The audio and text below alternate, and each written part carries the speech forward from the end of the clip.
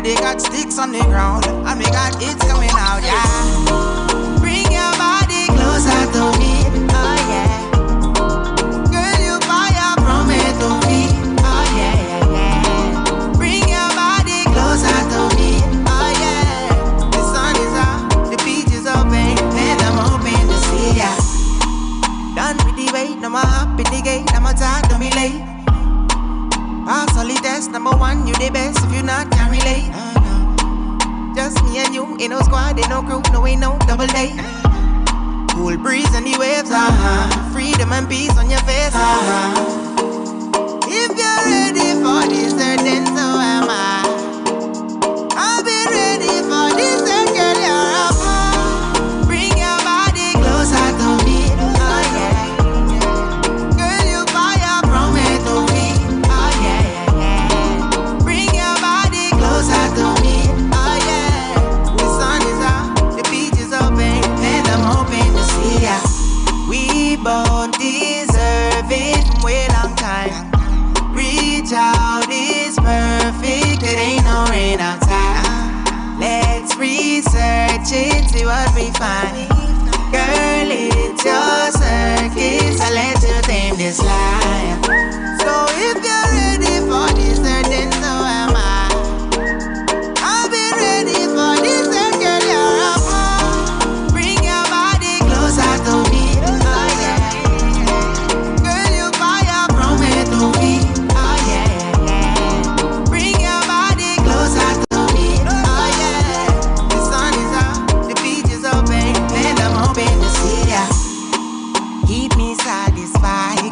Safe and sound inside. You decide, I'm the sun and you're the sky. Keep me satisfied, keep you safe and sound inside. You decide, I'm the sun and you're the sky. Bring your body closer to me, oh yeah. Girl, you fire from me to me, oh yeah, yeah. Bring your body closer to me, I'm the sun, you're the sky. You're the sun, I'm the sky. Whichever way. Judah the Lion says, bring your body closer to me. The track is called Closer to Me.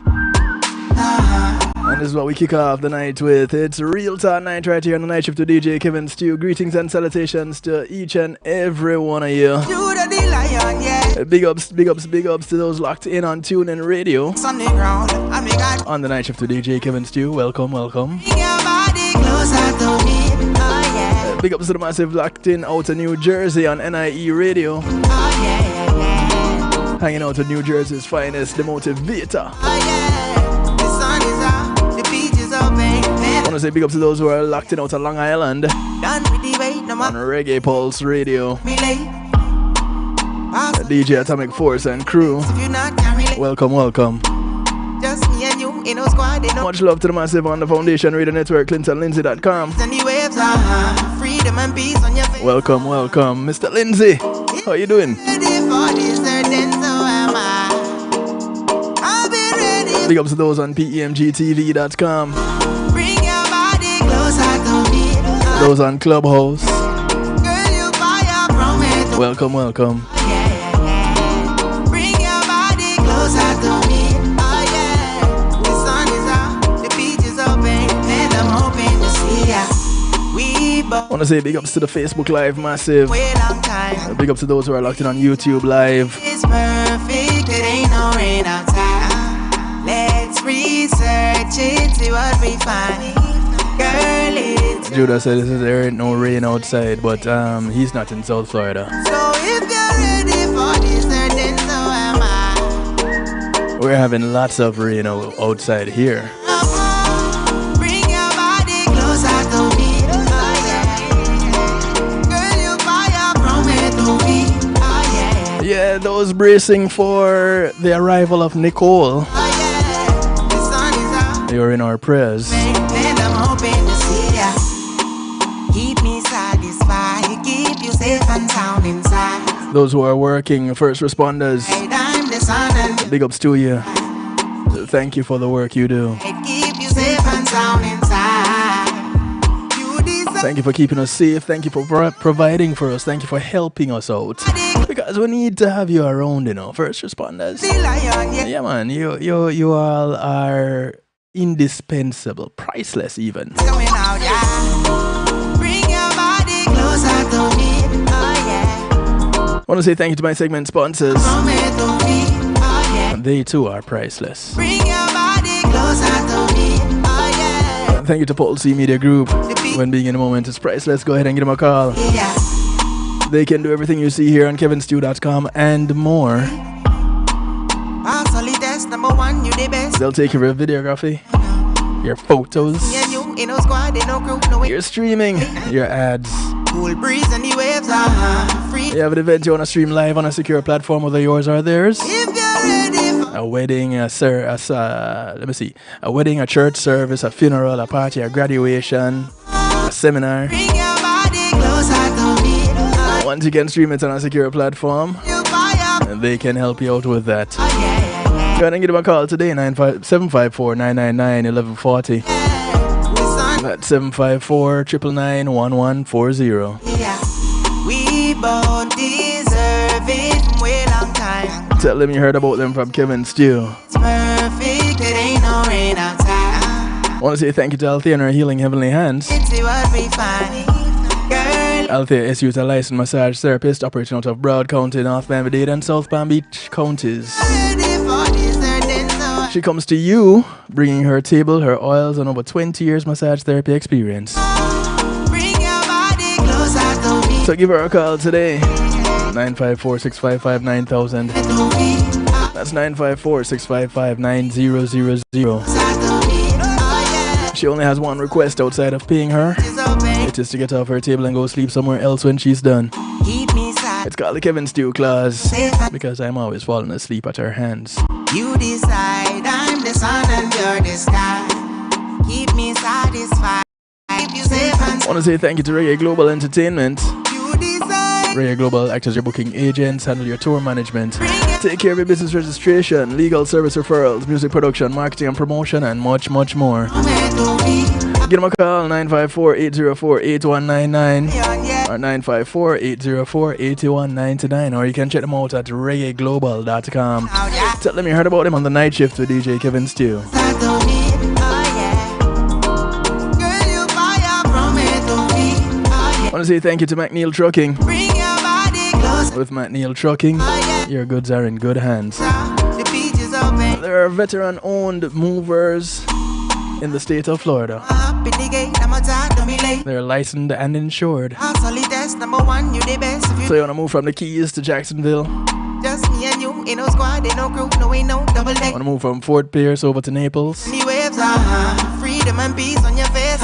From Palm Beach to Pensacola? Before this certain, so am I. Go ahead and give them a call. I'll be 954-406-9740. bring your body. You want to put some things in storage? Don't have the manpower, don't have the transportation? You fire. You have the name, you have the number. McNeil Trucking. 954-406-9740. Tell them you heard about them from Kevin Stew. I'm hoping to see ya. We both Thank you, McNeil Trucking. been way long time. They have your goods in good hands. It's perfect, it ain't no rain outside. Let's research it, see what we I find. want to say big ups to those who are locked in at the home of the night shift with DJ Kevin Stew right now. This life. So KevinStew.com, where you're encouraged to have acceptance through enlightenment. Welcome, welcome, welcome. be ready for this girl. Inviting to call a friend, tell a friend. Friends of your friends, friends of your enemies, enemies of your friends, and your enemies too. Because there's a lot to learn tonight. And it's good for everyone. So don't be stingy. Be stingy with everything else, not with this. And of course, you can jump into the stew pot on kevinstew.com. Those of you wondering, what is the stew pot? Well, it's what others call a chat room, but because we're fancy, it's the stew pot. It's where we keep things interactive and bubbling. You don't need to register to get in. You don't need to offer a firstborn, an internal organ, or a blood sacrifice. Just go to kevinstew.com and you are there. So go ahead and share it with somebody, call somebody, tell somebody. Get ready for this, and girl, you're a pro. Bring your body closer. As my guests come into Girl, you fire from it. the studio Oh, yeah. virtually. Bring your body closer to me. Oh, yeah. The sun is out, the beach is open, and I'm hoping. I'm ready for them, just waiting for them to come on in. Deserve it, wait long time. Reach out is perfect. The sound of Judah the Lion in the background, track called Closer to Me. Search it, see what we find. Girl, it's your circuit, so let you tame this life. So if you're ready for this, then so am I. I've been ready for this, and girl, you're a pro. Bring your body closer to me. Oh, yeah. Girl, you fire from me to me. Oh, yeah, yeah. Bring your body closer to me. Oh, yeah. The sun is out, the beach is open, and I'm hoping to see ya. Keep me I really like this track too. keep you safe and sound inside. You decide, I'm the I sun. want to keep you safe and sound. You decide. I keep I'm the sun, you are the sky. You decide, I'm the sun and you're the sky. Just bring your body closer to me. So me, oh, yeah. Girl, you fire from And as we talk tonight, we're gonna be looking at soul ties. And it's really interesting how we got around to get to this point where we're talking about soul ties, because it was something that was introduced to me by one of my guests for tonight.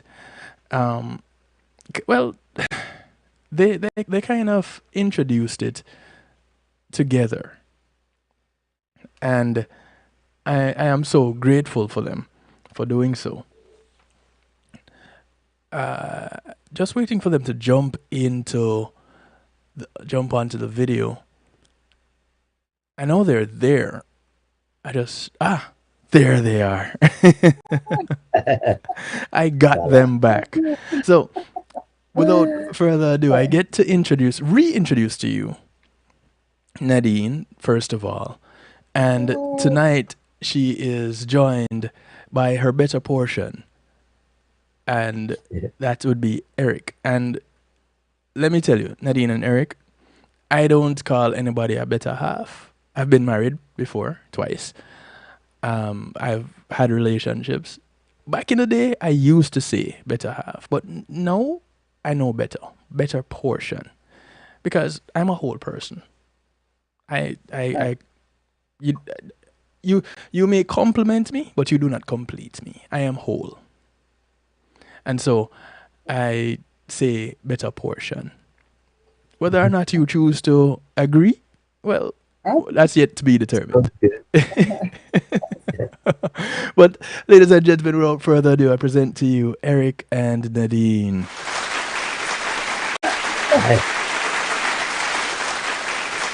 How are you guys tonight? Well, so far, so good. How are you guys? We're good. Good. Excellent. Staying dry. Well, at this point in time, it's the best thing to do. Yeah. Prayers going up for those further up on the East Coast here in South Florida, in the Palm Beach, Fort Pierce area, where Nicole is set to make landfall. For now, here in South Florida in Broward County, just a bit of rain and a cool evening. Yeah. So, Nadine, we're gonna start with you tonight, kind of picking up where we left off last week. And for those who are listening in tonight who didn't catch last Monday's broadcast, where we were really talking about MJ. Oh my goodness! Now Tamara's gonna kill me. MJ Scarlett Foundation. We started talking about that and the work that the foundation does with human trafficking. And Tamara was my guest, and you were Tamara's guest. And tonight, you get to be the headliner. So it's really the Eric and Nadine, or Nadine and Eric show, and I'm just facilitating it. So I didn't tell you that in the memo, but now you know. So Okay.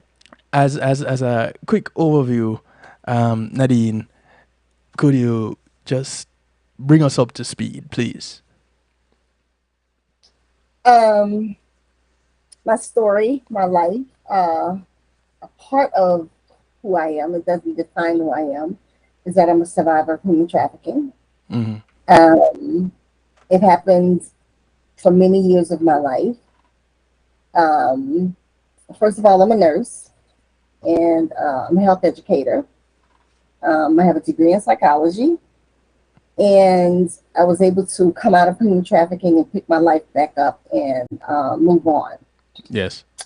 As we spoke last week, that only 1% of people who are in human trafficking get out of human trafficking. And I was one of the 1%. Mm. My story began with sexual abuse. It was all the time, most times with sexual abuse, familiar sexual abuse. And Yes. that's at the hands of someone that the family is familiar with. So that's how my abuse started. And he started grooming me from 11 years old with the sexual abuse. And then at 14, the trafficking started. And a week after I graduated from high school at 17, he kidnapped me and brought me here to Florida and trapped me here in Florida until I was able to get away and go back to Louisiana. I'm from New Orleans, Louisiana originally. Mm. And it's been a difficult process, recovering, trying to move on with my life, but God is good. And like I said, I was able to pick myself back up, go to school, get an education, and I wanted to devote my whole life. I promised God, if He got me out of trafficking, I would spend the rest of my life helping other young women and other young people who were in similar situations. Right. And God granted me that. So this has become my life work of working with young people who are in uncompromising situations, or situations to where they feel like there's no hope and they can't get out of it. Mm. Now, people would they heard me mention the topic for tonight being soul ties, and wondering, wait, so what does soul ties have to do with someone being in the 1 percentile of those that get away from being trafficked in the whole trafficking business? And that is where, Eric, you come in. Because if it wasn't for you chiming in on last Monday's broadcast, I wouldn't have known about soul ties. So, introduce yourself for us, please, Eric. Well, I'm Eric. I'm Nadine's husband, and before we got married, we did a lot of presentations together dealing with HIV, because we were in that arena at the time. But That's how we met. that's basically how we met. Right. Yeah. Okay. We worked together. We started doing these presentations together, and Nadine would do the beginning of the presentation dealing with HIV and sex, and then I would come for the second half to deal with the spiritual side of it, because it's more to sex than the physical side. So Right. I had a little ministry I started called WID. It was an acronym for what I do, why I do what I do. Mm. And dealing with HIV, I was dealing with a lot of women that were abused, a lot of women that were sexually active, and I was really confused on why some of these women did what they did. So I said it had to be on the spiritual level more than the physical level, because I had certain cases where 3 generations were affected by the HIV, a mother, a daughter, and a granddaughter. So I got involved with soul ties. A lot of people don't know what soul ties are, but it's a very deep spiritual connection that a person has, particularly when they have sexual intercourse with somebody. So it's like what the Bible says, when 2 become 1, it's a serious state. So when you're having sex with somebody, you take on the spirit of that person. So if you've had sex with 10 people, you've actually been involved with all 10 of those people, and sexually and also spiritually, you're connected to that person. So if you don't know anything about that, you're wondering why you can't get away from that person, why you continue to think about them, why sometimes you're obsessed with that person. I know when I first learned about soul ties, I thought it had a lot of times it had to do with some music that was played while you were having sex. I mean, I'm old school, and when I would hear the OJs, I would think of a certain woman. But I thought it was the music, but not knowing it was a whole lot more than that, that I was still connected to that particular woman. So that's what soul ties are. And when you deal with it in the spiritual sense, you have godly soul ties and you have ungodly soul ties. So when I met Nadine and I knew she told me her story, how she had been trafficking, and I'm thinking, well, that's a lot of people you've been exposed to sexually. And after the physical side of it, of the healing, you can still be attached to those people and not know you're attached to them and why you're attached to them. Right. It's like a young girl that's being raped, still have a sexual interest in the rapist, as traumatic as that act is. It's because it's an ungodly act and she doesn't understand, or he doesn't understand, why they're still attached to that person. So when you're having sex with someone, it's not just about the sex. It goes deeper than that. And you, first of all, you have to know you have a soul tie to even address what I need to do if I do have a soul. So a lot of people are in the dark with this. It messes up a lot of marriages, because if you were someone that was with a lot of people, I'll just single out the player, the baller, as I call it. Talk about the guy that has, over 100 sexual partners. And then all of a sudden, he decides to settle down. And he finds a woman that he wants to marry. And like most, when you find your wife, you basically are looking for a virgin. Well, there's not many virgins left because we're the ones that messed them up to begin with. So you get married to this person, but you've been with 100 other people, don't know anything about soul ties, and now your wife is not doing certain things that you did when you were out in the street with all these women. So this is where the problem becomes a problem in the bedroom, because now your wife is not doing all the things that these 100 women you were with, that you're still tied to, and you want your wife to do all these things that they did. So a lot of people don't understand, well, why can't my wife satisfy me? Well, it's because it's your wife and all 100 people that are in the bed with you. If you can imagine having those many people. Now, I'm exaggerating a little bit, but I do know some guys that say they were with 100 women. So imagine having 100 people in the bed with you, and you're also in the bed with your wife. So it can cause major, major problems. So if you think about all these people that are trafficking, after you say rescue, like Nadine was basically rescued, what about that spiritual side of her that needs to be addressed? I mean, how does she get rid of that? How does she even know that she has all these different attachments? So when I met her and she told me a story, we really, really started talking about that. These soul ties. Do you understand that even as terrible as your abuser, you still have a craving for him sexually, and why is that? I can't get him out of my mind for some reason, even though I hate him. I hate him. I wish he was dead if he's still living. All these type of things, but sexually and spiritually, you are connected to that person, and you got to get rid of that. So, on the spiritual level, you have to pray that off of you. Mm. And when you pray, you have to call that person's name or those persons' names. If you can't remember them, you just ask God to help you with that.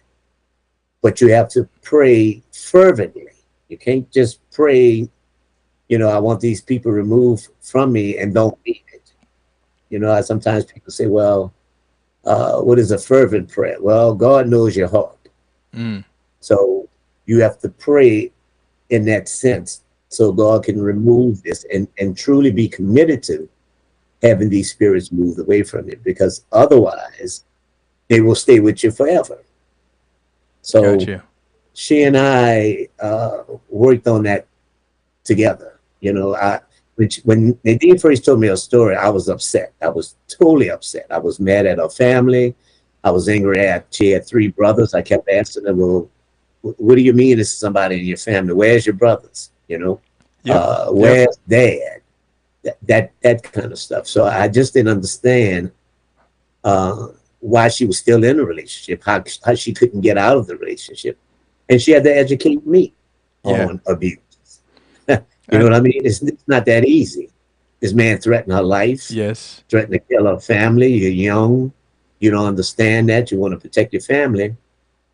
So it took me a while to adjust to that. It was just a shock to me. And even when I think of it now, I still get upset of why did my brothers help me get out this relationship? So she had to educate me. I had to educate her on the soul, on the spiritual side of it. And actually it just brought us closer together. So I told her, well, I'm not going anywhere.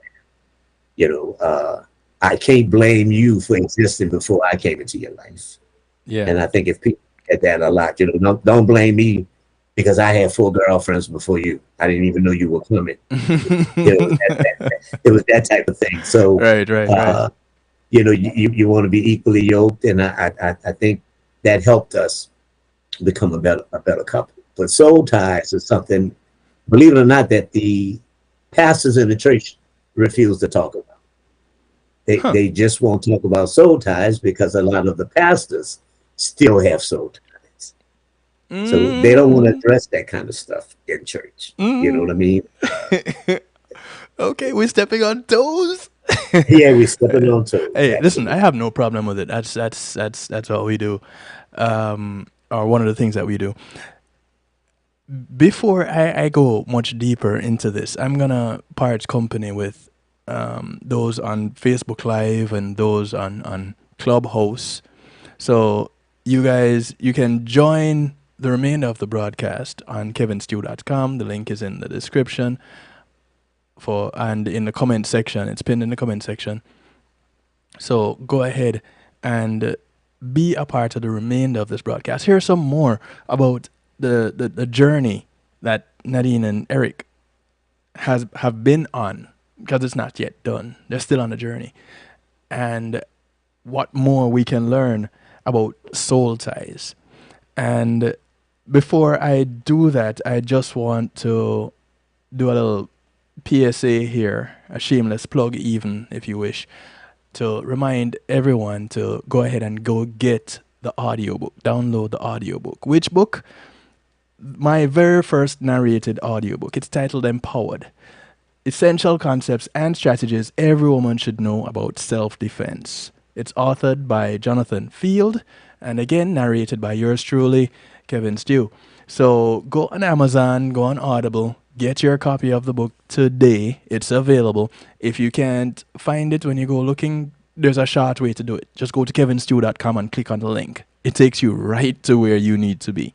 So it's right there. You land on kevinstew.com, you can't miss it. Click on the link, click on the image. It takes you straight to where you need to be to get your copy of the book, Empowered. Essential Concepts and Strategies Every Woman Should Know About Self-Defense. So those on Clubhouse, those on Facebook, thank you guys. Truly appreciate, love you. Join us over on kevinstew.com, where you're encouraged to have acceptance through enlightenment. And still, share with somebody, yeah? Call somebody, tell your friends, friends of your friends, friends of your enemies, enemies of your friends, and your enemies too, because this information is good for everybody. We all need to know about soul ties because, really and truly, in real life, we don't just have relations with one person. And, well, not true. I know of one person, and only one, that the only person that she has been with is her husband. And in today's day, I know that's pretty rare or next to impossible. But here it is. And it's someone I met recently. Well, we haven't even really met yet. I learned off recently. And so, but she did sing to me for my birthday this past weekend. So I'll take it. I thank you. I thank you. So with me tonight is Eric and Nadine. And Nadine was trafficked, sexually trafficked, human trafficked, whichever way you want to categorize it. She was trafficked. And she is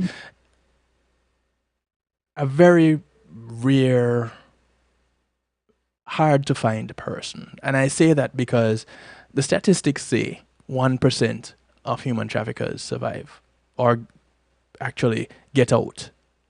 And she's a survivor. And she's here.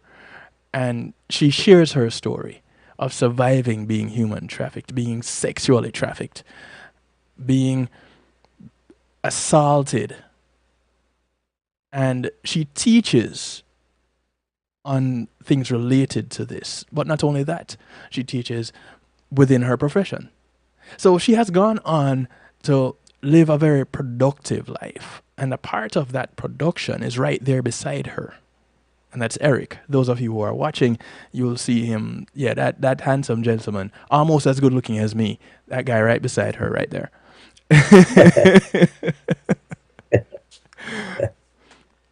So, you guys met on the presentation stage, basically. And through that, developed a relationship and a connection. Eric, I'm curious because I know you were upset at her relatives. I'm not gonna call them her family. At her relatives. That's my new term. Right. And believe me, I was too when I heard the story. As you saw and heard. So, how did you manage to get past what she had dealt with, what she had gone through, to say, but this is the woman for me? Because you know she has been through a lot. And there was a previous marriage, right, Nadine? Right, so... Yeah, for both of us. Oh, so you had a trial too? A trial and error too? Okay, cool. I had two. I'm done. He said more than two. Yes. Yes. Hey, Yes. hats off to you. Nadine, you saved him. So by now, you know he's well seasoned. He has had practice. So now he knows what he doesn't want. And clearly, you are what he does want. But Eric, how did you manage to pull yourself away from the concept that this woman is quote unquote tainted, so that you could love her in a way that she wouldn't look at you as someone trying to take advantage of a vulnerability? Because you learning her story, it puts her in a vulnerable state. You now have ammunition to use in a myriad of ways. Yeah. So Yeah. how, It was when, let me give it to you from this perspective. Nadine and I we were working together for a long time. We were doing these presentations for a long time. And but every time I would leave her, say after a presentation, Yes. I I just couldn't get my mind off her. So I'm constantly thinking about her. I can't wait to see her again. Mm. Um, all the stuff that I would use to talk to another woman was basically bouncing off of her. Okay, like it was almost like Superman with kryptonite. Nothing was working. I mean, she was just calling my shots like, please, Right. this is not working. So, and that's the first time that had ever happened to me. The very, very first. So I'm like, okay, Humbling experience, she's isn't it? like, she's almost like a female version of me, really. So that piqued my interest. I mean, it was just, I was like, okay, there's something about this woman. Now, initially, nothing happened. I mean, nothing physical. I would see her and then I would leave her. 8 years. We worked together. We worked together 8 years. And then I had moved, right? Yeah. I moved to LA. So, and I called in told I was coming back in town. And every time I come in town, we get together. Then this one time that I came, it was like, you know what? This is not just like a friendship. Okay, there's a little bit more to this. I didn't want to leave her. She didn't want to leave me. And even when she told me the story, because I had knowledge of soul ties, because I understand that people have lives before they meet, it didn't bother me at all. And in fact, it interested me more because she was so honest with me about what happened to her. Yes, it upset me only from the family side of it. It didn't upset me that the fact that she had been with different people. But it upset me on the family side that she didn't get any help from her family because the relatives put her in my shoes.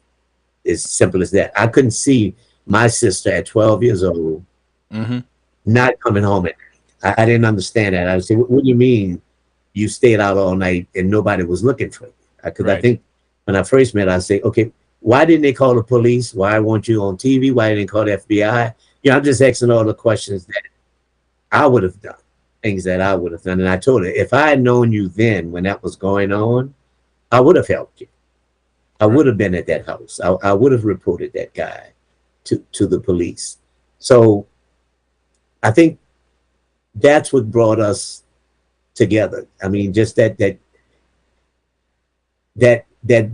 interest of helping her, that interest of trying to help her get her life back and try to find out why didn't these people help Nadine at that time, and for such a long period of time. I didn't want her, I just didn't want her out of my life at all.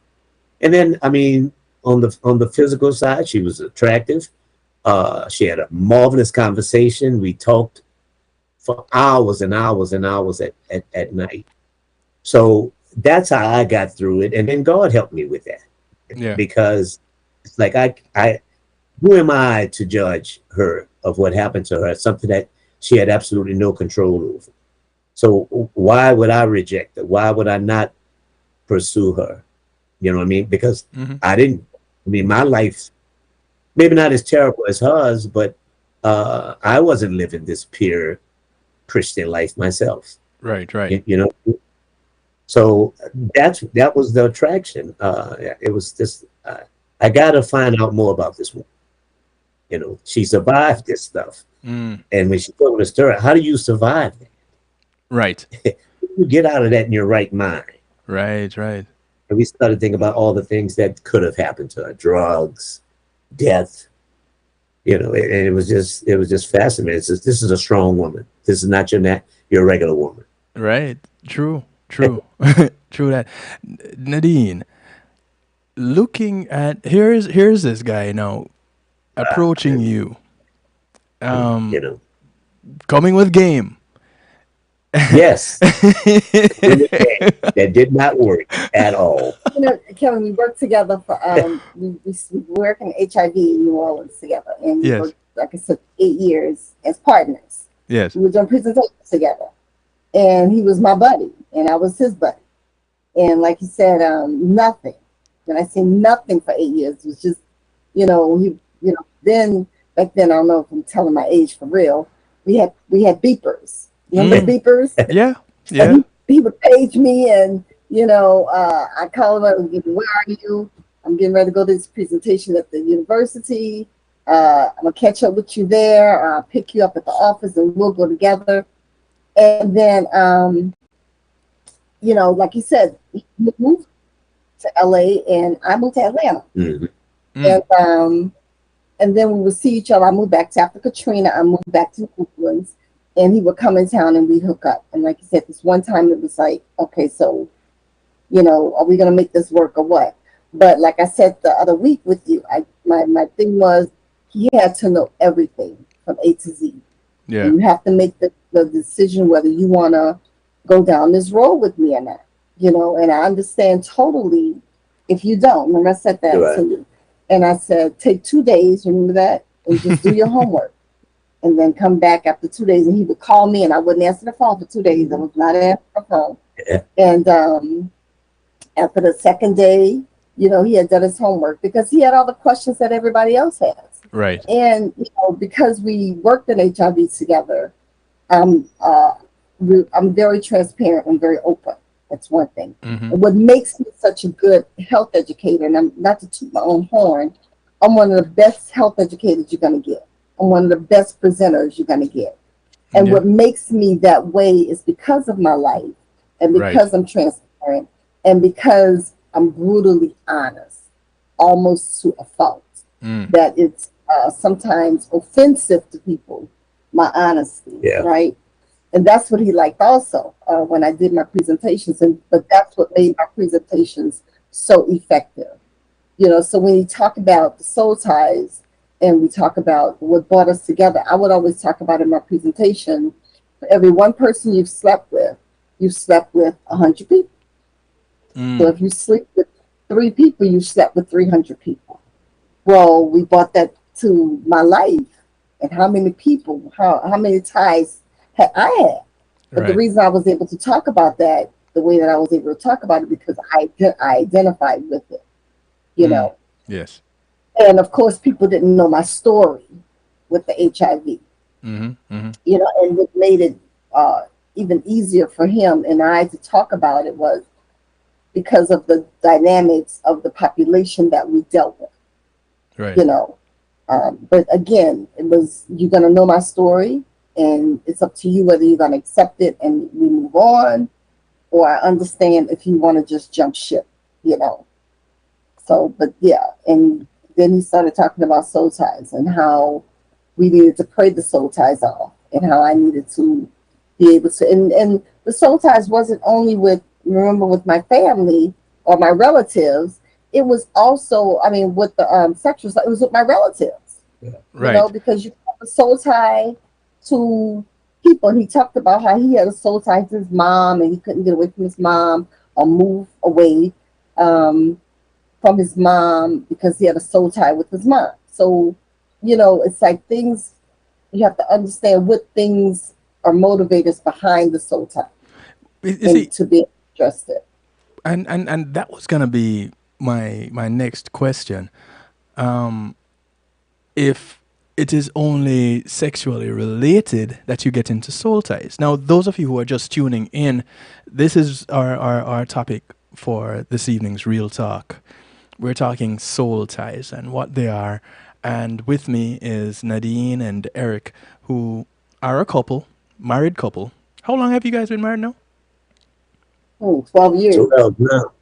We knew each other So you about 10 years Yeah. before that. So 22 years, my God. Yeah, 20 some years now. yeah, let's not do the Long math. time. Let's not do the math. So they've been married. Wow. So they've been married 12 years now, and they found their connection. And funny enough, it had to deal with breaking connections. Those of you just joining in, if you want to participate in this broadcast, there are a couple of ways you can do so. You can jump into the stew pot on kevinstew.com. Just go to kevinstew.com and you are there. It is what others call a chat room because we're fancy. It's the stew pot. So you don't need to register for our firstborn, an internal organ, blood sacrifice, nothing like that. If you want to donate, there's a donate button on the website, but it has nothing to do with going into the stew pot. So you can interact that way. And of course, at the bottom of the screen right now, you'll be seeing the phone number rolling across. Those of you that are listening in on the radio station affiliates, the number is 773-789-STEW. Really easy to remember, right? 773-789-STEW. Now, if you can't do the stew part, it's 773-789-7839. One more time, 773-789-7839. You can call, text, WhatsApp, Telegram, they all work. But I really want to hear from you guys too, as you have questions in your minds and ideas and thoughts and your comments. Share with us, because these two here, they're teachers. Me, I'm a facilitator tonight, so you get to talk to the teachers, right? Now, this question had popped into my head earlier, Eric, as you were telling me that you couldn't get Nadine out your mind. She's from New Orleans, right? So Yes. you didn't think she took a lock of a piece of your hair, a strand of your hair, and Never. of course you know. That bad, Kevin, I promise you that. Of course, you know I'm playing for my New Orleans people. I love y'all. I'm Jamaican, so people hit me up with the voodoo thing all the time. So. You listen to voodoo. She didn't put the red gravy on it. You know, we have a thing with red gravy in New Orleans. By the way, I went to New Orleans earlier this year. It was amazing, an amazing experience. A few days in New Orleans, I loved it. And it wasn't Mardi Gras. I didn't go for Mardi Gras. Good. So here we are, and what was so different about Eric, Nadine, that you could look at him and say, oh, he is not like the others, nor like my previous husband, my ex-husband. What was it that made him so different? Is it because you were friends? Well, yeah. It was because we were friends, and I don't know, we just had a connection. We had a connection from working together. We had a connection through our conversations together. And I just felt safe. I just felt safe with him to be able to share my whole story with him, because he knew what I knew as far as the life of HIV, and people and behaviors. So I just felt safe with him. And when I made up my mind, like, I had never shared my story with any guy, not even my first husband. He didn't know the intimate details of my story, like Eric knew. And he knew I had been abused, but he didn't know the trafficking part of it, and the stories that I told Eric. Because once I decided I was going to tell him, I told him everything, like intimate details of things. He asked all the questions, because he knew that he could ask the questions, and he asked all the questions, and I answered all of his questions. And he had the questions like everybody else has, Right. Like he said, when you leave, why didn't you get out? Why stay so long? How was it? I mean, he asked intimate questions about sexual experiences. And I answered all of those things too, because like I say, he knew that I'm very open. And I felt like if he had the questions, he needed to know. It was only fair to him that he knew exactly what he was dealing with. Right. And he knew the emotional and the psychological portion of it, with, the things that I go through with depression, with nightmares, with, sweats at night, with things that may trigger me, like raising your voice at me or things like that. So he had to know all of those things in order for us to have a relationship, I felt, Now, we're talking soul ties. So here we are, And you guys having been friends for, I would say, knowing each other for 10, good friends for 8, and then married for 12, where you really got to know each other. And still in the process of, which is awesome. Right. You would have developed your ties prior to actually becoming intimate, before sex. And Eric, I'm suspecting that this was the tie that kept you thinking about Nadine. Absolutely. So Yeah. so you had a tie before she had a tie? How does the tie thing work? The soul ties. Well, it could, it could be romantic and it could be plutonic. So it's like without having a physical, sexual soul tie with her, I had an emotional soul tie. Well, It's just like the tie that you have with a mother has with a son or a daughter. right. Okay, which they put in a category of a godly soul tie. Okay. My mother's soul tie was so strong to me when I was in my 40s, getting ready to move to LA, and I had told my sister, didn't tell my mom. My mom questioned me like I was 6 years old. She asked me one day, "You have something to tell me?" And I was like, "Oh, mommy, what are you talking about?" She said, "Are you moving to LA?" And I was like, "Well, yeah." And it was like, "Well, you didn't ask me if you can go to LA." I'm a grown man at that time. So, which was overwhelming for me. I just couldn't believe that my mom actually asked me that, Right. and was going to probably, if she could, stop me. So when I met Nadine, I mean that soul tie was just that strong. I had to know more. She was just that interesting. I mean, just that intriguing, and I knew. I knew a lot of women. I worked with a lot of women, but she was just totally different. And I just needed to know more long before I knew her past. But it was the way she was carrying herself. And I think because she had gone through that experience, she certainly was not going to let any man get over on her ever again. Right. When I met Nadine knew a lot of men. Okay, this is long after the abuse. She kept friends with men more than women. You see, most of the men in her life had a purpose. And what I mean by that, if she had a mechanic, he was going to be working on a car. If she had a painter, he was going to be painting a house. These men had purpose in that sense. And also in the sense that whatever you're doing, I promise you're not going to abuse me in any sense. Not physical, not emotional. I'm going to get everything I can get out of you. And I didn't notice that, the phone rung all day when I was with Nadine. It was always men. So I had to be strong to handle that. There was no women calling at all. And this is when I knew she had picked me.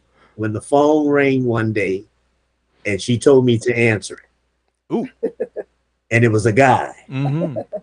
And he was just as shocked as me because I'm a small guy, but I got this big heavy voice. So I sound like I'm 6'8". Right. And so I could tell the way he's at. And I said, "Hey, Nadine, the phone's waiting." Well, at that point, any guy that calls like that, they got questions. And I could tell the way she was answering, he's asking all kinds of questions. But that was cool with me. And then when she explained why she had men in her life, to me, it made sense because a lot of the women were so messy. Yeah. They were just so messy. You get a little bit more out of men.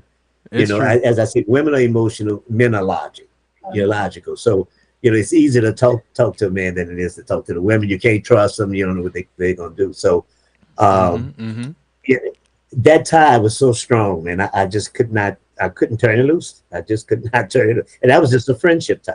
I enjoyed being with her. She made my day. She really, really did. She made my day. And I enjoyed presenting with it because I knew we were good. We were a good tag team. Good tag team. You guys still present, right? Yes. Okay, so Oh, yeah. I'm gonna need for you to stop talking in past tense. We are a good tag team, and we were then. Still No, good. Sure, we still present. so here it is. Now that kind of makes sense, you know. We form these soul ties as we go through life, basically. Then it's not just the partner that we have at a particular point in time in our life, but their friends, their relatives, their family members. So it just a matter of how well the two individuals connect. Yes. Now, But it's healthy enough. but whether it is healthy or not, does that negate whether a soul tie will be formed? Does a soul tie, because what Eric was saying about your past, Nadine, had a lot to do with these soul ties to the negative. So it really doesn't matter the reason that individual is connected to you. What matters is that there is a connection, and you need to recognize it. Yes. Right. What's the process that you guys adopt to recognize these ties? But you can usually tell if a tie, as they say, it's negative or ungodly by, let's just say you're obsessed with this person. You need their validation. You overreact. Your responses to that person are exaggerated. So now you're entering a point where it's becoming negative. You know what I mean? Because now this person is really trying to control you. You know, sometimes people say, I've heard people say, someone's dead, and they'll say, but if they still got control over you from the grave. Right. You know what I mean? Yeah. In a statement like that, I mean, that's pretty powerful. This person is gone, but he's still affecting your life in a negative way. You know, not in a positive way, not to where it comes, you know, the person is calling you all day and they don't understand when you don't answer the phone. You know, it's just like the movie Fatal Attraction. Yes. It just becomes toxic at that point. Of a soul tie with a friend is great. You know, I have a partner right now of 60 some years from second grade, lives in Florida with me now. We can almost finish each other's sentences. Sometimes people say we sound alike. Sometimes I'm talking to him on the phone and I know what he's going to say before he says it. Right, That's a good soul. Yeah, you know what I mean? But when it becomes toxic, abusive, the person sitting outside your house, you know, he's in the shopping center where you are, well, you're on a whole different level. Totally different. And that's what we try to teach people: the good soul ties and the bad soul ties. That's a part of you know, when we're doing education with women who are in bad relationships or teenagers, how to recognize a good soul tie and a bad soul tie. Couples, when we talk to couples who are in abusive relationships or who may be in controlling relationships or who just may have a healthy relationship. Because it's, you know, like we said, they're healthy soul ties, how to nurture a healthy soul tie, you know, and how to keep it going. Right. So we had, and, you know, we had a healthy soul tie. So the part of us keeping it going was to be transparent with each other and be honest with each other, you know, and to listen and communicate, which is a challenge in all relationships. It's definitely a challenge in ours. But, you know, those things you have to learn. And sometimes it takes a while to learn those things. But that's what we try to implement. But you guys just seem to gel so well. What could be so challenging with you guys communicating? Friends, well, you know, before marriage and marriage for 12 years, I don't know, 22 combined years here. Well, you know, we come with a past. Everybody comes with a past. And that's something else that we try to teach you. You come with the past. You can't be angry at the person for a past, you know. And I'm one to always talk about that. You come with a past. Right. And then we dealing with, if you see, Eric and I have a generational gap between each other. So you're dealing with how he was raised in his background and how I was raised in my background. And that because of my life, I'm more of a communicator and I'm more transparent. Well, he wasn't taught that in his generation. And then he's a male. So that's something else that we deal with. Right, He's right. a male. He's an older male where you were taught where we laughed about it. There was a book called Men Cry in the Dark. Mm-hmm. And I used to always tell him, cut the damn lights on so I can see your tears, Right. And right, but that's the way it is. We want, we're more emotional, women are, and the Mars and the Venus thing. Yes, yes. So that's what it is. So it's a struggle sometimes. And Eric had to learn that being with me. He had to, he had to learn about communication and how to communicate because that wasn't something that he was used to, particularly from his generation and period, So yeah. It was the big thing with, the dad not telling you, provided for you, but not ever telling you he loved you. Mom telling you you love all the time. Yes. My daddy never told me he loved me. It just never told me. I guess at the time I wasn't looking for it at the time, but then in retrospect, I started thinking about it. And I know how many times I tell my son that I love him. And I started thinking, I said, my dad he just never told me that. Mm-hmm. I never heard it. Times I expected it all the time. I was sugar plum and boo boo and all that. Yeah, yeah. But with my dad, didn't happen. Not in that generation. Well, I'm just a few years younger than you, Eric, and I never got it from my dad either. So yeah, it's just different, It's just that different big generation gap. Right. I talk to Nadine a lot of times, just kidding with her, and I say, "Oh, that's right, you weren't even here yet." I also tell her, imagine this, imagine me, imagine me babysitting her when she was young. Okay, because this could have happened. I could have babysitted her as a child. Right. Right. And then married her later. Yeah. Yeah. So, it was, that's the gap that we have between, 13 years. 15 years. Right. So I could have babysit her and Who's then counting, married Nadine? Who's counting?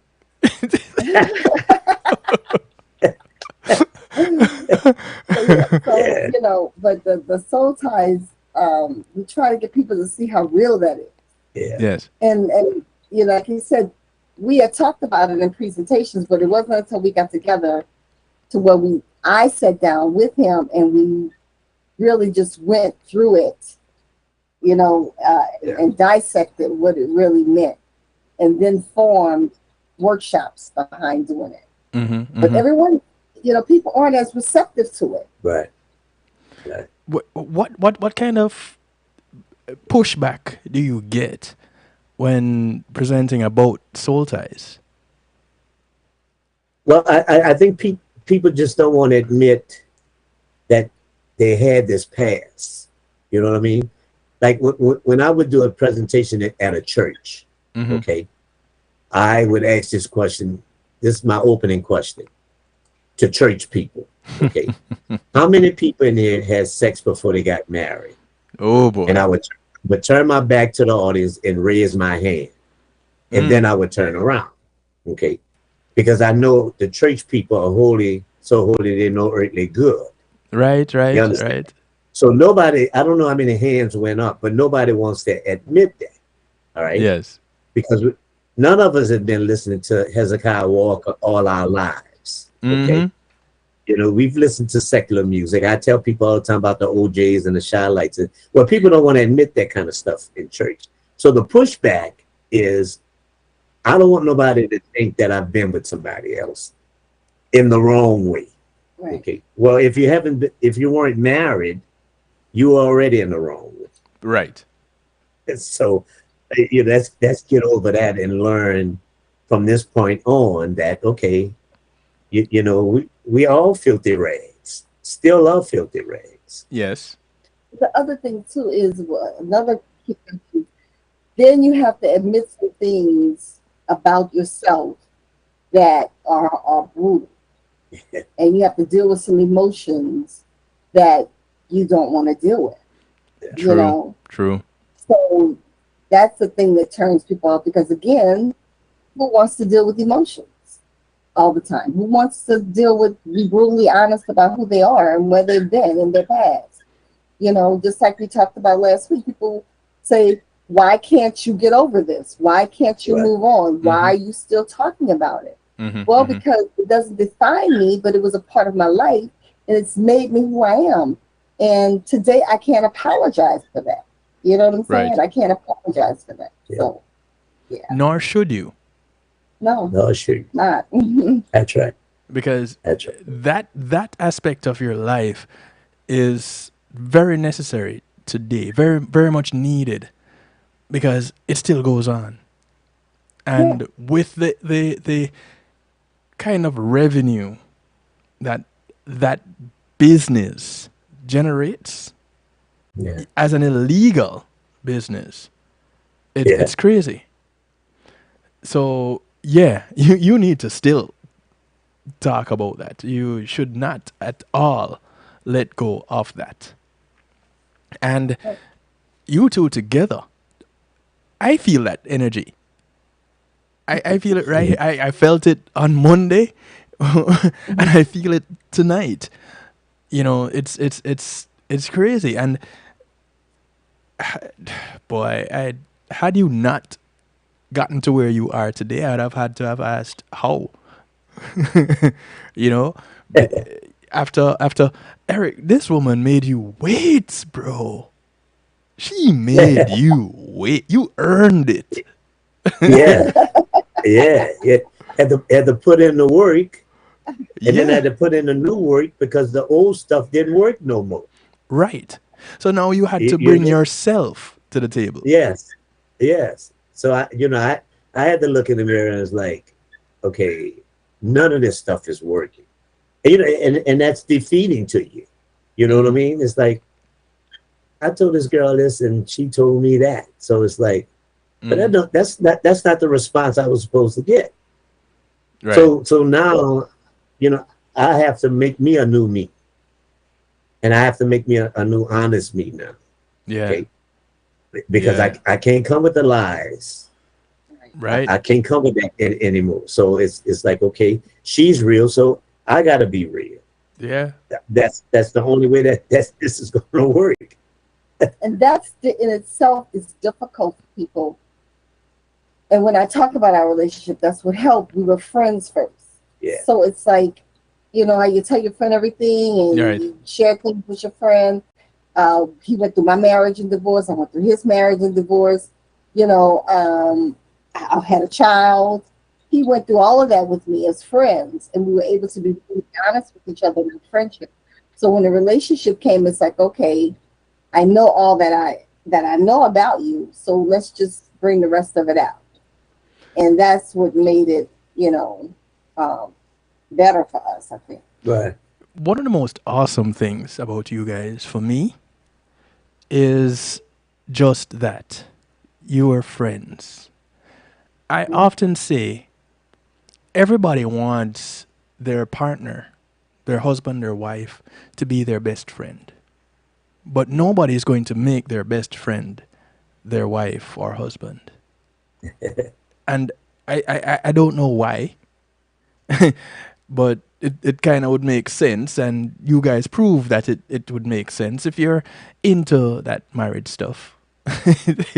You know, it But only it makes changes sense. the dynamics, though, Kevin. It changes the dynamics. That I think that because no one wants to make their friend their wife because as a spouse, you have different expectations than a friend.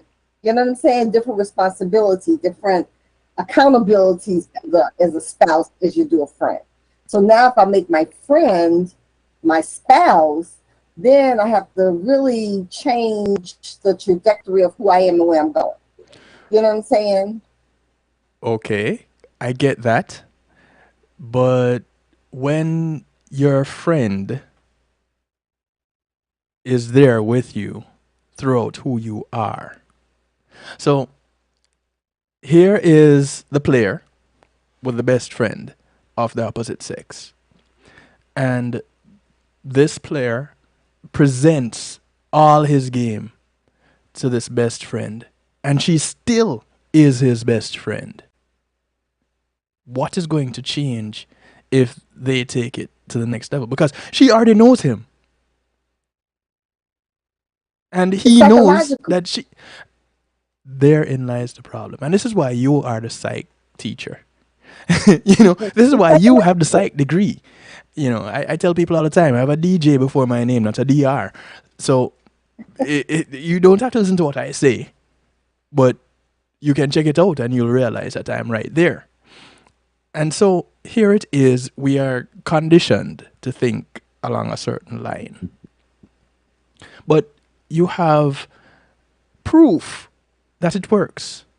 Here is Nadine and Eric. Proof that being friends and transitioning this friendship into something more works because they knew each other and each other's dirt and still loved each other through it. And even more so, have continued to love. And that love has continued to grow.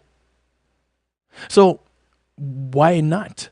If this is what you're striving towards, if this is why you're dating all of these people, if this is why you're creating all these soul ties, because as you date these people, dating is not the sexual experience. No, the dating is the getting to know someone.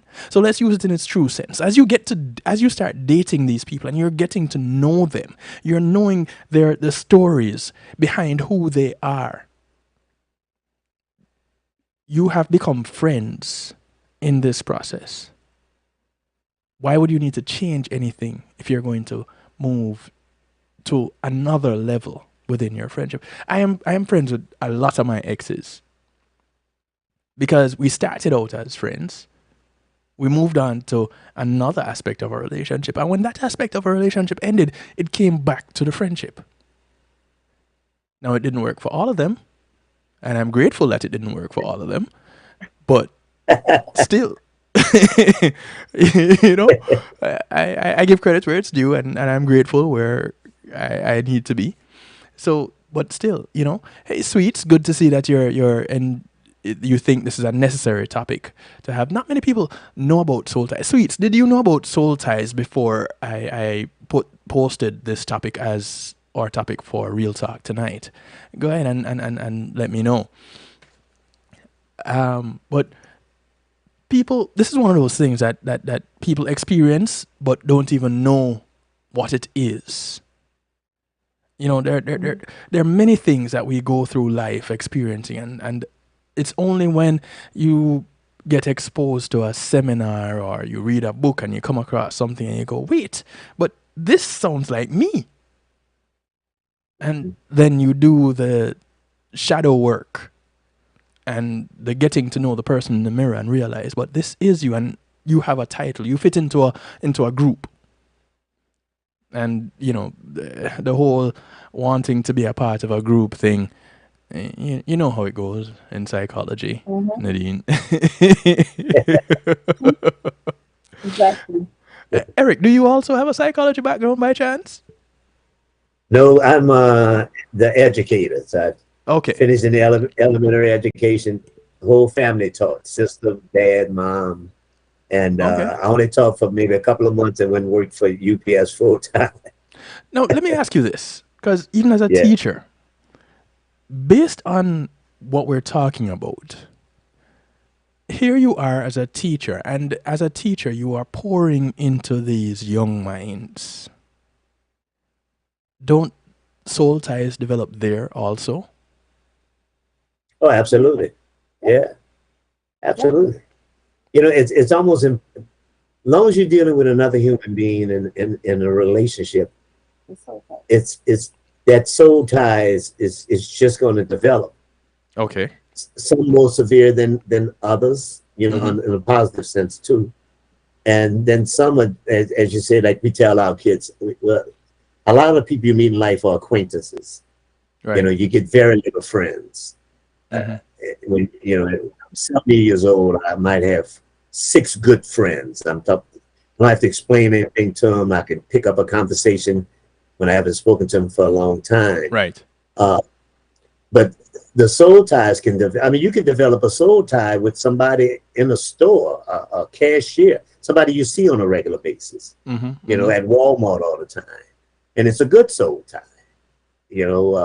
People tell me all the time that, it's like you have this kindred spirit. I got a 10-year-old, I'm 70, and he talks like he's 65 years old because he hangs with me and my best buddy. So he has that kindred Right. spirit, like he's That been there old before. soul. That old soul. Right. It's just an old soul. Well, that's all I know. It's Yeah. just all I know, and I hope I could keep it like that. Really, I want him. God permits me to see him get married. You know what I mean? But that soul tie I have with him is it's unshakable. Yeah. Yeah. You know what I mean? But it's a good soul tie. So yeah, you can casually develop a soul tie. Just somebody you take interest in. Mm-hmm. When you talk about the teachers, I see a lot of the teachers who abuse the kids in school, Yes. particularly the teenagers. And teenagers are a vulnerable population, i.e. that's, my trafficking. Mm-hmm. And so, of course, they're confused. They're trying to find their way. And they develop a soul tie, which is not a healthy soul tie with these teenagers. Yeah. So the Right. abuse starts. The Yes. abuse starts with them because they're dealing with a vulnerable population. So soul tie develops with the kids, with this adult, and the adult, just like abusers do, take advantage of these kids. Mm-hmm. Mm-hmm. It's scary, but something that we definitely need to pay attention to. We go through life and we take things for granted, and this is one of those things that we just take for granted because we meet people, and in Jamaican parlance we have a way to say spirit tick. You have formed this connection. You don't know why. You just like this person. You just have this connection with this person, and you just gel.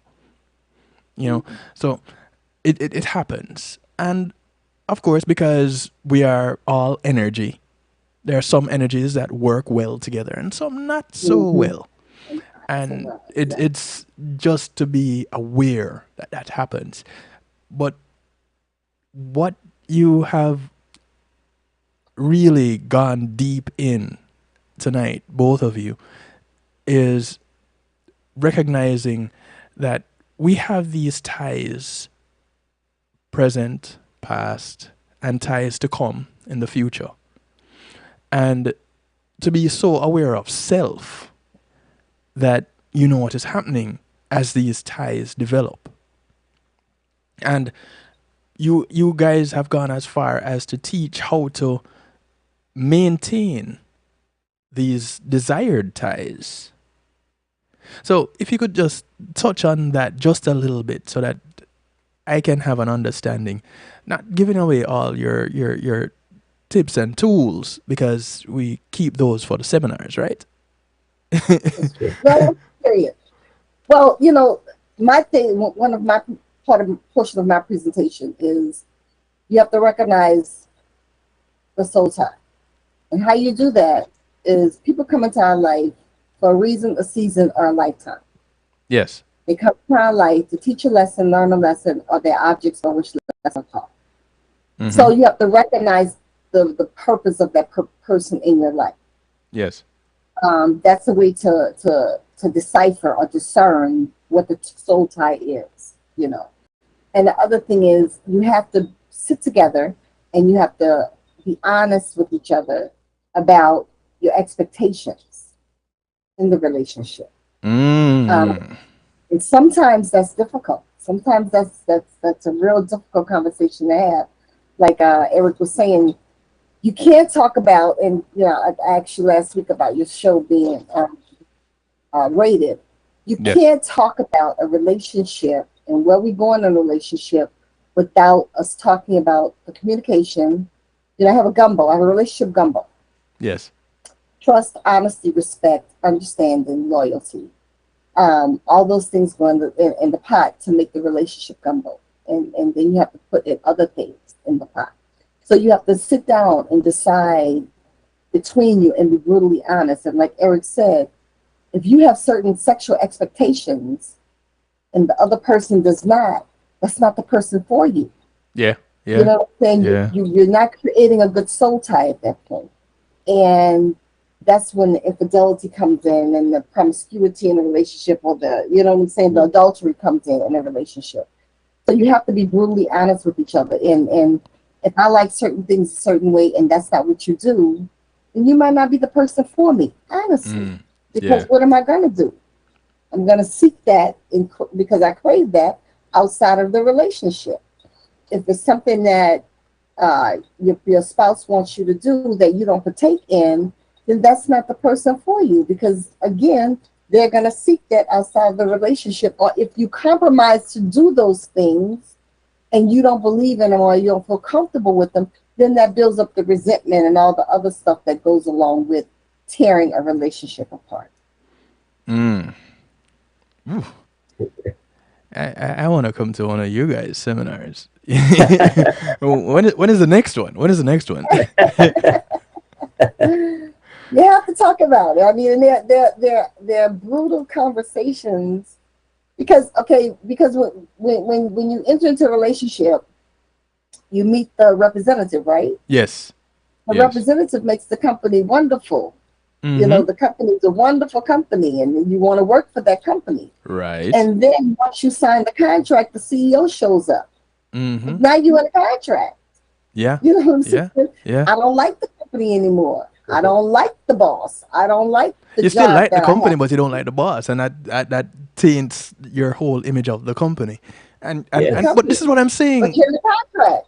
But here's the thing, though. This is what I'm saying when it comes to the best friend thing, moving and changing into a relationship.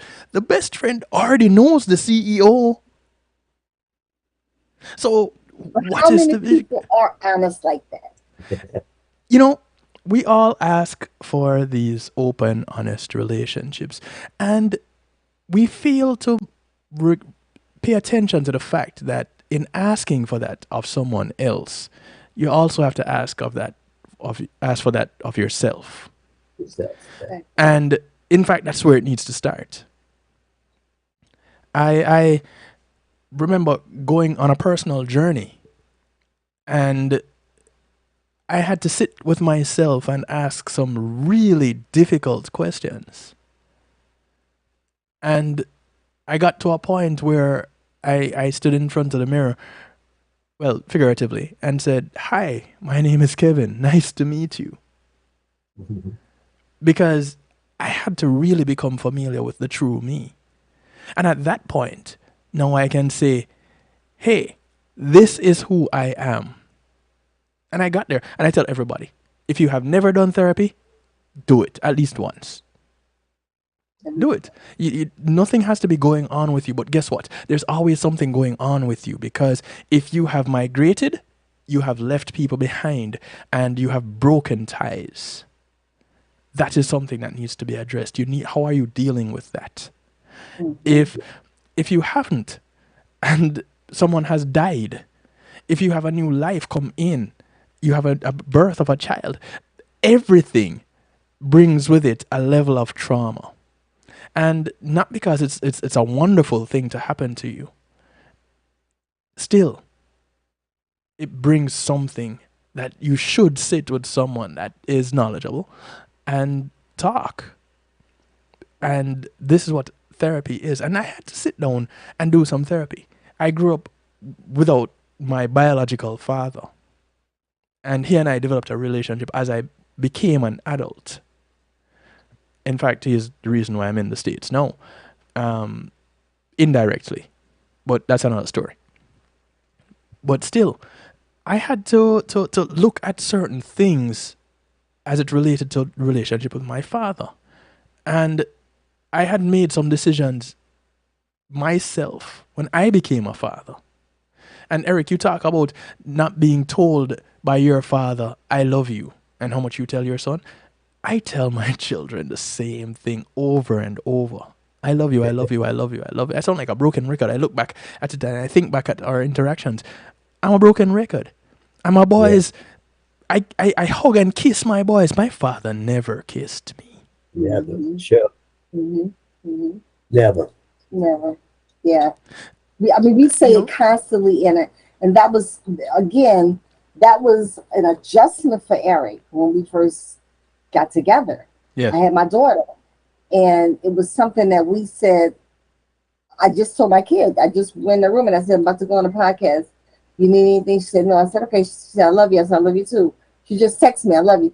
And it was hard for Eric. He had to admit that. It was hard for him to kind of, get into that. And I would tell him I loved him. And in the beginning, when we first got into a relationship, it was hard for him to say it back. And he had to admit, because he hadn't had a woman that would say it like I would say it all the time, or he hadn't heard it in his life. And well, I remember, you might remember this. We were talking, and I said something about being handsome. Mm-hmm. And he said no one had ever said that to him in his life. That's what I was saying. Why don't you react to it or anything like that? And you said, because no one has never said that to me in my life, And I was like, wow. Yep. Yeah, and even with my son, it's like, my son's very loving, very affectionate, very, he's all over his dad. We call him handsome constantly. We tell him he's a genius. And all of those things were difficult for Eric to kind of embrace in the beginning, So, Eric, you in formulating, in recognizing this soul tie, you have also found a soul healer, because there were things going on with you that caused a little bit of internal conflict, and so you found yourself a soul healer. Putting on my shrink hat now. I should go over to the coach. So this here, in this time, in this space, these past 2 decades, this was set out just for you, and whatever it was that you dealt with before that was just preparing you for this moment. Right. I can only imagine how awesome you must be feeling, even as you sit here talking with me and sharing about this experience right now. Yeah. You said something, Kevin, that's very powerful. I mean to cut you off. No, fine, cut me off. It's your show. When you said you have to take a look at the man in the mirror, and that's what we tell people. You have to. My first marriage ended. Mm-hmm. The book don't match the cover. I tell you, that's my brand. Yes. Right, because you'll know my story by looking at me. Right. And I lived a lot, even in that marriage. I wasn't brutally honest. And that was a part of the universe breaking that marriage down. We both weren't. Me and my ex. And I had to literally take a look at the man in the mirror and say, that's when I made the vow that the next person that I truly fall in love with is going to know my story, to know exactly what they're dealing with, because it's exhausting when you don't deal with who you are. And I always tell people in our presentations, and I tell my daughter that I don't care where you go, you have to take you with you. Yes. So until you deal with you, you can move to another country. You take you with you, you're going to have the same issues until you recognize what the issues are and deal with them. You see, your daughter, your children are going to be presenting so as so wise beyond their years to their peers. And they do. See? That's one of the frustrations with my 19-year-old with friends, is because she's so much more mature, and even with finding a relationship with the guy, she said, Mom, they're so immature. And it's like, yeah. Yeah. It's gonna be tough, but she has two wonderful guides to help her along the way. I'm trying to tell Tutorful her We're that. trying even. to save us some time. That's all. Hey, well, you can't make all the mistakes yourself. Learn from others who have made the mistakes ahead of you, and that way you will save some time. Right. And if they take that approach, then it will save them a bunch of heartache. Bunch of it. Yeah. Yeah. I want to thank you too for taking the time out to share with us and to enlighten us on soul ties. Sweet said, uh, I guess Sweets is a she, knows about knew about soul ties prior to us talking tonight, and you know, I tip my hat to those more knowledgeable of things than I am. I've been presenting on this broadcast for 12 years now, as long as you guys have been married, and I had never come across soul ties that I can recall.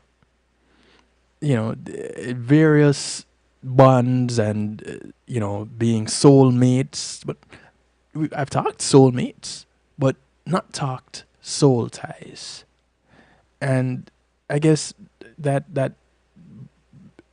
fine tunes soulmates a little bit.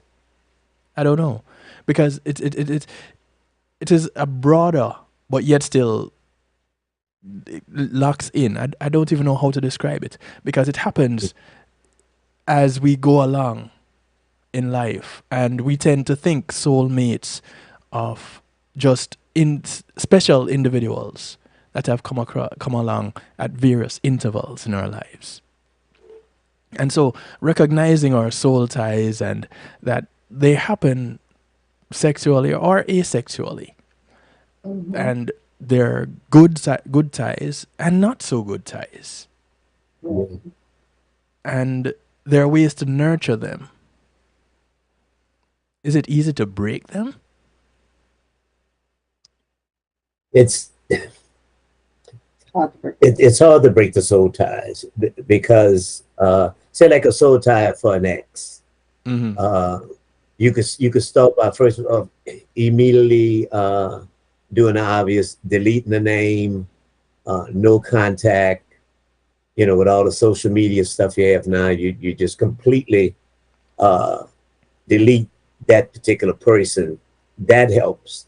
Mm-hmm. But then the soul tide is also it affects the heart. So a lot of times it's hard to forget about the ex person because you can go to places, you can smell things, you can see things that remind you about the ex. So it's difficult. And it's interesting you mentioned soulmate as opposed to soul ties. A lot of times the soulmate is a little bit more immediate than the soul tie. The soul tie sometimes is gradual. The soulmate is like, it's kind of spontaneous. You just know right off the bat, okay, this is my soulmate. Without that gradual relationship growing to the point where you got a good soul tie or you got a toxic soul tie.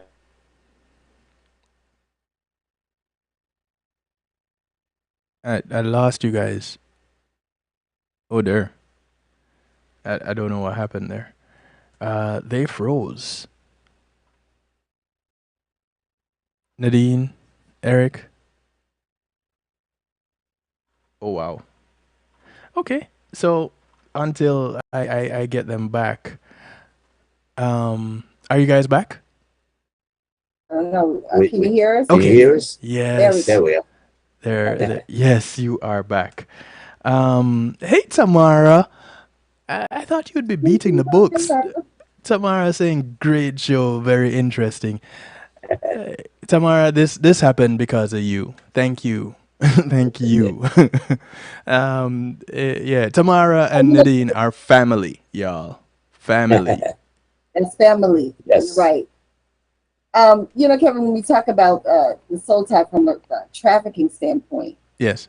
that was, like I said, when Eric and I first started talking about this and we delved deeper into it, it was difficult for me to embrace, you know, all of these ties. And even though we have been doing presentation for years about the 1 to 300 people, and you know, it took us what we did it over days, right? Praying and crying and praying and calling names, and those names that we didn't know.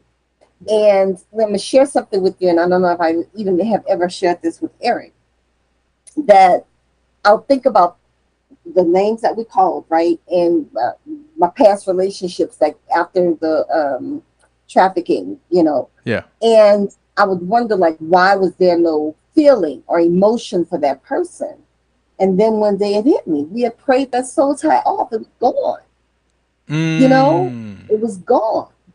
So, and it was like a revelation for me, like this really did work. Yeah. Because, you know, I never thought I'd get over my ex-husband. I never thought, you know, the anger and resentment, how the relationship ended, how volatile it was in the end. And then I remember we did the soul tie thing, right? And after I had the baby, I saw him, and it was nothing. It was like emptiness. You know what I'm saying? It wasn't like, oh my God, there he goes, or none of that. It wasn't any anger anymore. And I would tell people he could come and sleep on my couch. You know what I'm saying? So I think the soul, that's when it dawned on me that how powerful it was to be able to call it by name, you know, and say, you know, I with this soul tie, I want the soul tie off of me. I no longer have a connection with this person. You know, I no longer am connected to this person. They can no longer hurt me. They can, and even with my trafficker, my perpetrator, you know, we did, that was a whole ritual that we did with that, praying and praying and praying. And it's the same thing. That was when I was able to say, did I want this to happen to me? Do I regret this happening to me? No, I don't regret it. Yes, I wish it wouldn't have happened, but I'm glad it did happen because it opened the door for me to be a vessel to be able to minister to other people. Right? Yes. Awesome. You know, I said it earlier, and I'll say it over and over and over again. I am glad that people get to experience the teachers that you guys are. You and I had exchanged text messages, Nadine, and I said it to you that you guys are awesome. You are an awesome teacher. Thank you for the teacher that you have become. And experiencing you and Eric tonight helps me to understand a part of you becoming that teacher and you being that teacher. And I understand a little bit better when you said he helped you and to break some soul ties and to recognize that you had these ties. And I hope our listeners and viewers get a better understanding of that too. Now, you guys do workshops together. All right, you have any workshops coming up anytime soon? None coming up. None coming up. Let me say this really quick too, Kevin. The one thing that would get people to understand, or try to get them to understand about soul ties, is people get it tied into religion, right? And believing in God. And I don't believe in God, so I don't. This has nothing to do with all that. It has to do with universal law, and it has to do with your spirit and your soul. Yeah. The religion is about the church and going to church and the preacher and the. Oh, they froze again. So don't tune out and shut down the soul tie because we say pray it off or we use the word soul. Yes. It's a part of your soul is who you are, whether you go to church or not, whether you believe in anything or not. Yes. So it's about saving your soul. And when we say pray it off, whoever you have to pray it off, however you have to do it, we just call him God. You want to call him Allah, whatever you want to call him. Yes. You know what I'm saying? Or whatever you want to call the spirit, the universe. You can say to the universe to take it away from you. Yes. You know, so that's what we try to get people to understand. Don't get caught up in like it's a religion. Right, the Or religious side. right, no, it's not. It's not none of that. I tell people all the time, I grew up in church. I don't talk religion. I don't do religion. I'm very spiritual, but I'm not religious. I tell it to people all the time. So I totally understand where you're coming from. And yeah, people need to, again, we're changing the narrative. And that is important because we get so bogged down with certain characterizations and certain definitions that we can't open up our minds and grow. We can't let go of certain things and grow. And we deny ourselves the opportunity to live. And when I say to live, I mean to live honestly with ourselves and the people around us that we claim to care for. Because if you're not presenting your true self, your authentic self to those that you claim to love, who are you presenting you to? And so you're presenting a lie. So who do they love? Eric, Nadine, thank you. Thank you. Thank you, Thank you for having us. And I really hope and pray this is not the last time we're talking. Because, you know, I do this every week. You know, community and finance is a little bit different from real talk. But you can see how they are all linked. Because what comes between those two is healthy love. So community and finance is Monday, healthy love is Tuesday, and real talk is Wednesday. And if your community isn't right, if your finance is not right, it'll make you sick. And if that makes you sick, you'll go crazy and you need somebody to talk to. And so they're all a part of one thing. Or one person. Because I consider them all extensions of me. Thank you for contributing to me tonight. Because you have helped in my development. Because that's what I do every day. I learn and I grow. And you guys have contributed to that tonight. Thank you. You helped us. Thank you. Thank you so much. You're very welcome. You guys have a great night. We'll talk tomorrow. You beat those books. Get it done. Because we need to talk. Yeah. All right. You guys have a great night. All right? All right. You too. All right. Thank you. Lots of love. Lots of love. As I would say, enough love. All right.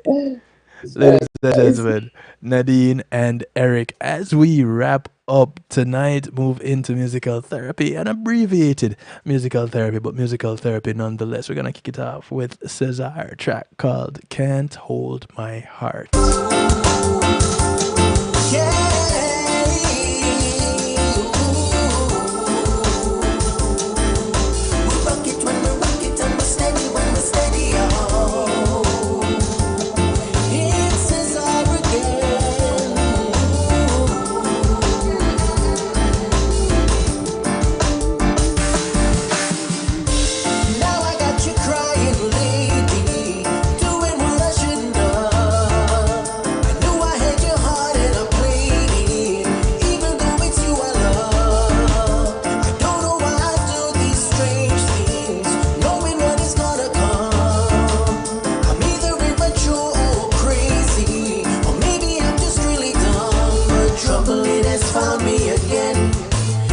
I know I'm losing a friend, a lover who I know should have been so much more. No, why do I do this to myself? Who I may never find someone else. Maybe I'm just scared of commitment, but I don't wanna be alone. But when I know that I'm falling, I try to find a way of letting go. 'Cause I won't lose control. You may try to hold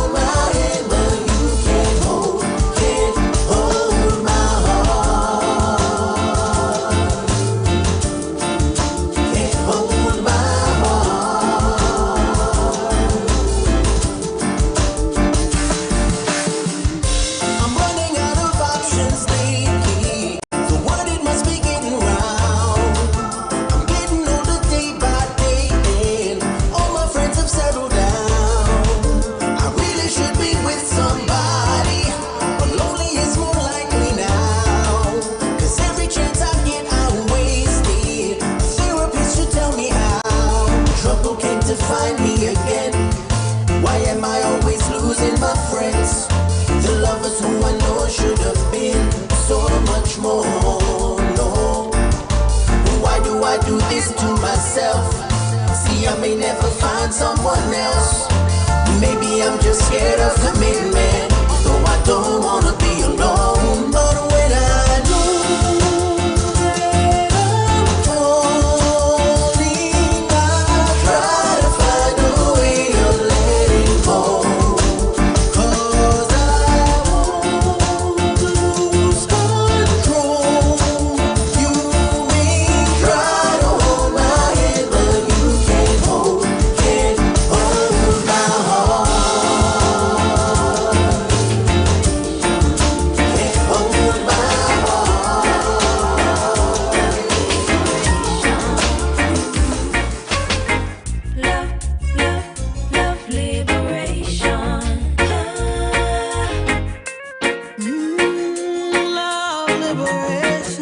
This is Anna Christine Alicia. this is what we've come to share. A track called Love Liberation. We will stand in unity, let Babylon beware. No more will we be used to play the fool and push the toil. We know the strength of harmony, we rise above it all. Love liberation, the cure for every nation. Love liberation, the cure for every nation. Division is the enemy, destruction is the sword. You fooled us maybe once before, but you cannot fool no more. This is the song for Jah-Ami, this is the song for us. Love is our everlasting need. When I and I rise up, love liberation, the cure for every nation. Love liberation, the cure for every nation. Politics, religion, and everyone's opinion is the root to every man's confusion. Put away the labels, remove all limitations and society's expectations. See the royalty in everyone you see, and head will surely bow. We are divine kings and queens, and love is our crown. Liberation, the cure for every nation. Love liberation, the cure for every nation. Jah-Ami sing love liberation. See it now, the cure for every nation. Love liberation, the cure for every nation. Jah-Ami sing. It's been a long time since you touched me and made me feel that wonderful glow the way you do. This is the latest duet by the Newlyweds. A long time, Joanna Marie working out with Ed Robinson. please me so. Yeah, Newlyweds just this past Friday. They tied the knot. I don't know how to bring it up. Seems like it's a funny thing to talk about. The rendition is of Is It Still Good to You? Nowhere to turn to. Up against the wall, and I wanna know, is it still good to you? Does it feel alright? Oh baby, is it still good to you? Can you prove it?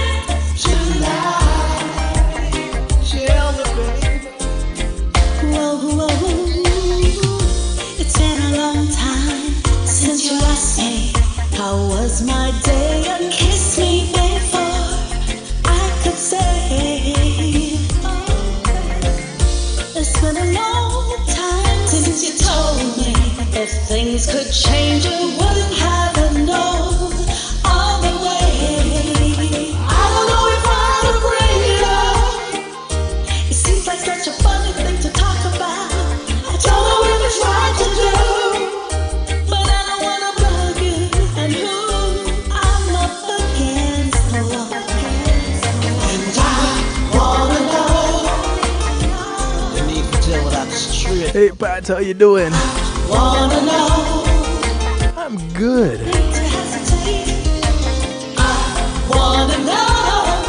It's a little bit wet outside, but it's still good to me.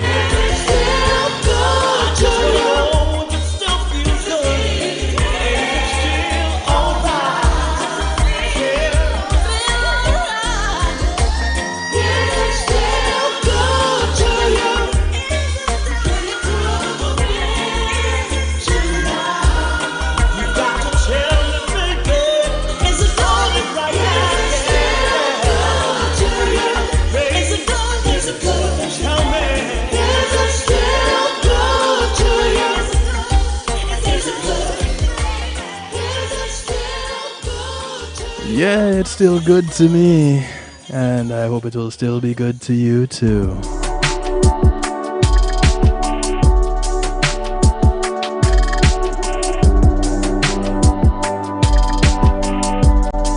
Alright, Pat, you missed all the fun and festivities. Tells me your story. I need to read.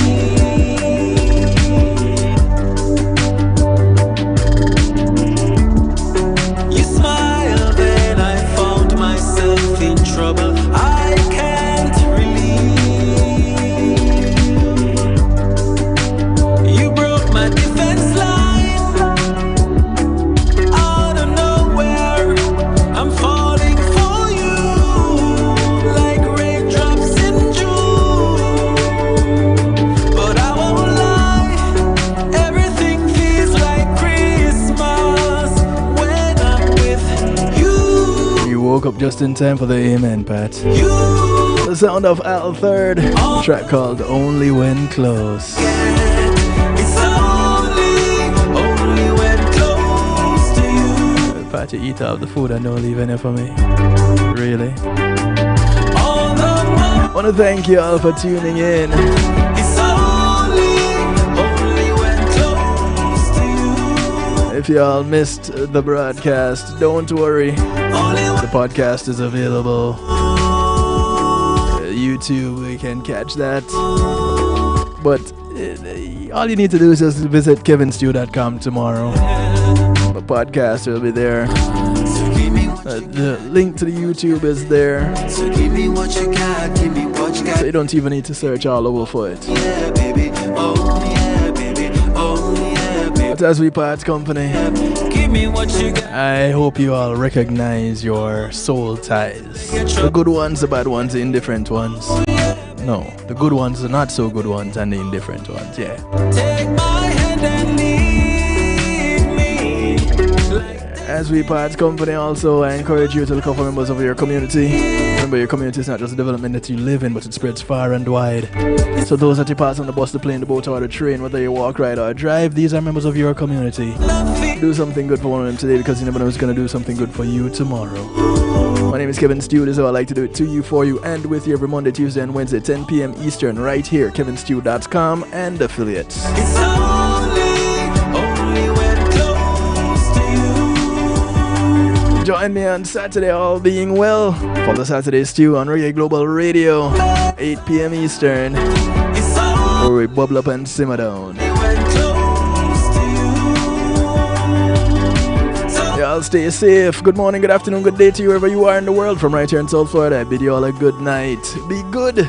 If you can't be good at it. Take care until. Greetings and salutations, one and all. You're invited to tune in to the night shift with DJ Kevin Stew. It airs on Mondays with Community and Finance, Tuesdays with Healthy Love, and Wednesdays with Real Talk from 10 p.m. to midnight Eastern Time. Come spend some time interacting in the stew pot where we keep things bubbling and wind down in musical therapy.